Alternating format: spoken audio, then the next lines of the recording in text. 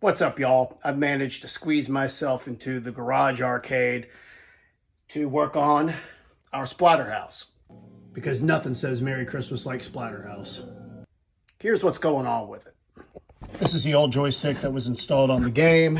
See here, micro switches, wonky, cheap, blah. Not what you want for a game of this caliber. So, what I was able to do was pick up an NOS Wico leaf switch joystick that I'll be installing on this, and it should improve gameplay tremendously. All right, so here we've got the old one.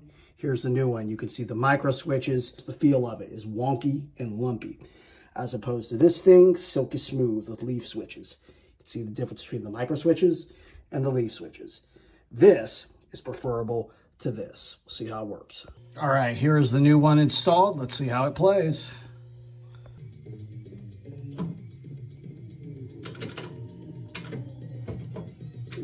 Oh, this feels 100 times better.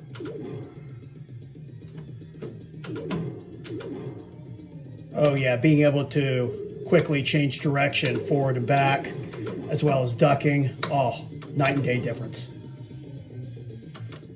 This was definitely the right way to go. I knew a leaf switch joystick would make a big difference, and yeah. Oh yeah, just for picking up the weapons, even.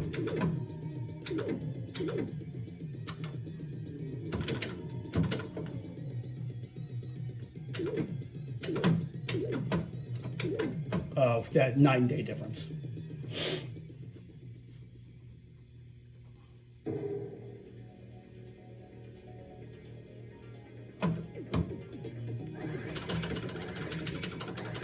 Oh, huge. If you've played this game enough, you know when the controllers aren't working right. And this feels exactly correct. See how quick I'm able to accurately move forward and back. Yeah, I was not able to do that before with that micro switch joystick. Huge improvement.